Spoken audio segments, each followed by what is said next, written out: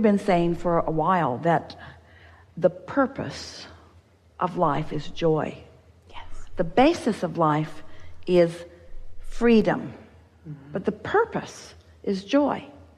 The result is never-ending expansion. But people get that all mixed up. They think the purpose is expansion. So they think the purpose of life is expansion, therefore I should try and offer effort at all costs. When their goal or their purpose is expansion, then they disconnect from their awareness of their guidance system. Where if your purpose is joy, then you never disconnect from your awareness of where you stand, and then you experience the inevitable expansion. You see, you're so free you can choose bondage. So freedom is really an interesting thing. You're so free that you can think whatever thought you want. You can establish any vibrational point of attraction that you give your attention to. Freedom, it just is. You are free. No one is vibrating for you. No one is emitting signals for you. Oh, there is influence, but that's all about your giving your attention to something. It's about you tuning into it. In other words, it's like just because the radio station is broadcasting doesn't mean you have to hear it in your car. You got to turn something on and you got to tune to it. In other words, it's not asserting itself into your realization unless you do some tuning. So there are a lot of people that are doing a lot of tuning, not even knowing they're doing the tuning, and then complaining about what they've tuned into and wanting it to go away. And we say, that's really going about it the hard way, because now you've got to control the whole world and you can't. You don't even know what you want from the whole world. But when your purpose is joy, now you are at the place that you will tune yourself into the frequency that allows you all of this. We're glad that that was inspired to you. We're glad that you received that clarification, because it's a really good place to insert something so poignant and perfect into this conversation. You are magnificent receivers of wonderful things, but most people don't know it. And so we want to find a way of soothing you into you letting the good stuff that you deserve and that you've been asking for and that you've identified come to you. But you're hard to soothe because you've got so many preconceived notions of who you are and so many preconceived notions of what you should be doing, that when we say to you that your singular work is to find a way to soothe yourself right now into letting all of the goodness in, it doesn't seem enough for you, because a lot of times you feel like you've been sitting there and it hasn't been coming, but you've been sitting there in a resistant vibration and you don't need to do that anymore. Have you received any clarity at all today? Yes. Do you feel more ready to just be nicer to yourself and just allow more good things to flow to you? Yes. Do you feel less necessary to justify or defend or earn the well-being? Does it feel to you like the flood is flowing to you? Absolutely. And are you ready to bring the umbrella or the shield down and just let it flow? Yeah. So what are the techniques that would allow that? Well, they are as simple as anything that feels good to you. It really is that. But let's talk about, if your purpose is joy, and the reason that it's a good thing for you to focus upon that being your purpose is because that means you've found a way to allow yourself to be the full and complete receiver of all of the wonderful things that you deserve and all of the wonderful things that you've become. Did you hear how big that statement was? The things that you've been asking for, that you've put into your vortex, begin flowing in a steady stream into your experience. And so you call that manifestation. We call that the natural rhythm. So is that clear? Yes. You create the atmosphere of joy one way or another. You just figure it out. Just figure it out. Don't ask us how to do it. Look at stuff and it feels joyful. Keep looking at it. And if it doesn't, look somewhere else. And just keep looking around until you find things that feel good. Think thoughts until you find some that feel good. And when you find some that feel good, remember them. Remember them. Esther found a new app. She was so excited to find it because she's spread out all over the place. And the app is, where is it? Where is it? So, well, there it is. So now where's my phone that has the app in it that says, where is it? Where is it?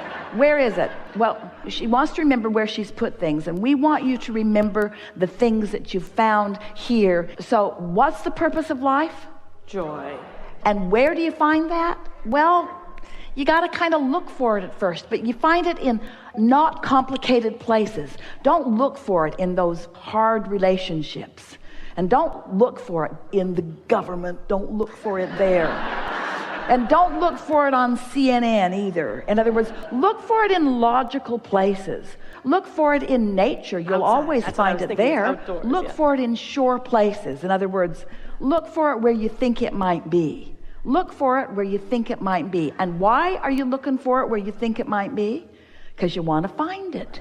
Don't look for it where you're not going to find it. Look for it where you're very sure that it's going to be. Where you going? I'm looking for joy. Where is it? It's around. Well, how are you going to find it? I'm looking in all the easy to find places. I'm looking in the logical places.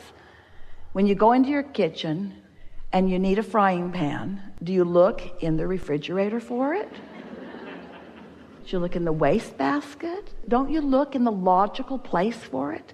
Don't you kind of pretty much know where things logically are? We know you live with some unreasonable people, and sometimes things aren't where they logically should be. We know that every analogy is a little off in some ways. So what's the purpose of life? And are there easy to find places of that? And is it a manifestation that is evident to you? Can't you feel it? And what happens when you focus upon something for just a little while? Easier. Momentum ensues and it becomes bigger. And so isn't it logical that if you look for joy and find it and care about it and acknowledge it, that you would feel the inspiration to express it, to talk about it, to acknowledge it, and then doesn't that mean the momentum will become more and more? Right. In other words, there isn't anything that you have come to the conclusion that you want that we weren't there every step of the way as you were coming to those decisions and conclusions. The only difference between you and your human form and us as we stand in our non-physicalness is that with each thing that you ask for, we receive it fully and don't contradict it with a belief that does not allow it to sustain. In other words, we're cleaning up the vibration as we receive it. And you all let momentum get going pretty good before you try. Can you feel the difference in that? Yeah.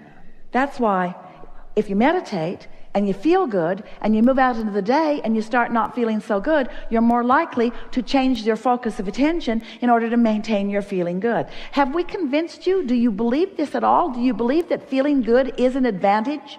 Yes. Yes. So do you feel good for the advantage it brings you?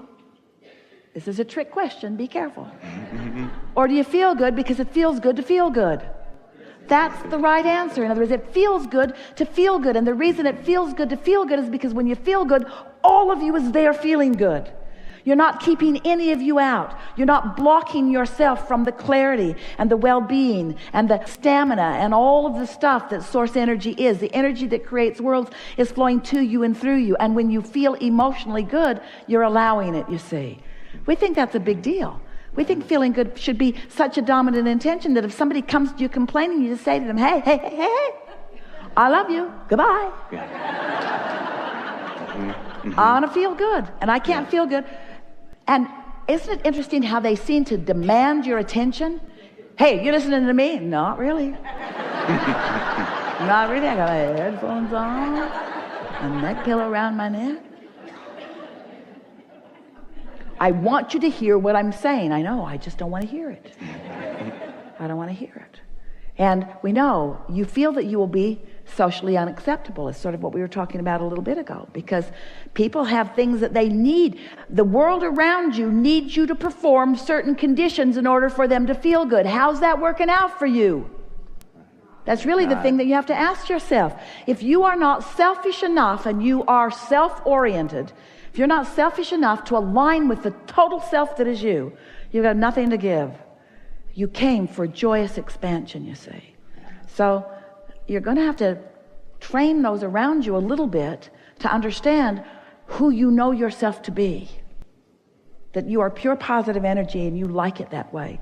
And you are a lover of unconditional love and you like it that way. And it won't be long before you will have trained yourself into this frequency that then you can move among any conditions and not lose your balance.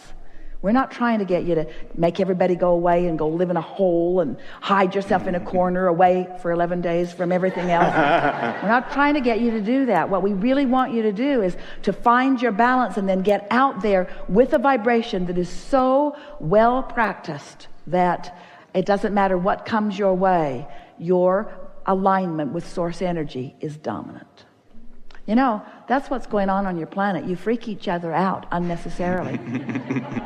But your planet is spinning in its orbit in perfect proximity to other planets and will continue to be so longer than you can do the math. The becoming of this time-space reality is improvement. You are not devolving, you are evolving. Source energy is with you, you see. Now you can find nitpicking things and use them as your reason to deprive yourself of your share of this alignment that's right there flowing to you and through you. But enough of you cannot get pinched off from it to have any effect on the well-being that is dominant. You can only deprive yourself of it. You will never deprive the whole. Isn't that good to know? Only thing that slows momentum is contradictory thought. Resistance is the only thing that slows momentum. Mm-hmm. So if you are aware of the way you're feeling, and the way to speed momentum is by reducing resistance. And the way to speed resistance is to become more specific. The way to slow resistance is to become more general. Mm-hmm. So you be general when you feel resistance. You become specific when you feel no resistance. You become general when you feel resistance. You become specific when you feel no resistance. Until soon you can feel yourself just moving this along. You get to decide how fast you go. Esther loves that. She loves having a vehicle that will go as fast as she dares go. In control. That was the physical exhilarating feeling about that Audi R8. And the words that she said when somebody said, "How is it?" She said, "I can put it anywhere I mean to put it, anytime I mean to put it there. If there's a little hole there, I can get in it." Mm-hmm. Right. I can get in it because it has the agility and it has the speed. It has everything it needs for me to put it where I mean to put it. The other day she was driving it, there was traffic and she wanted to be way over there and she thought, maybe not. Because it would have needed to fly across the... She thought, my first limitation. But you get what we're talking about. Yes. It's the awareness of where you are and the realization of where your power is. Let's say it to you this way. The energy that creates worlds is the power. And it's all queued up, and it's at a very high frequency and speed, and it can accomplish anything. Right. So what you're talking about as a utilizer of this current or energy is effectively using it to the degree of your ability to receive it and direct it. Yes, yes. So it's not about the power itself, it's infinite. It's about your ability to focus it within the confines of your understood limitations. Ooh. And your limitations can become more understood by you if you are emotionally savvy, if you are emotionally aware. Right. So it really boils down to something as simple as, if it feels good, give it more attention. If it feels not good, give it less attention. Absolutely. And the less good it feels, the less attention you want to give it. So actually what we're talking about in this unconditional love, we're wanting you to guide yourself into attention to conditions that are wobble-free. In other words, it's about offering attention to something that allows the fullness of you to flow. Right. We've offered an analogy for a long time. If you're going 100 miles an hour and you hit a tree, it's a big problem. If you're going 5 miles an hour and you hit a tree, it's not such a big problem. So if there are trees that you haven't dealt with, slow down. Slow down. But once the trees are out of the way, then go have fun. It really is about that. Yes. Clear enough? Absolutely. We think this is a really good time for a segment of refreshment.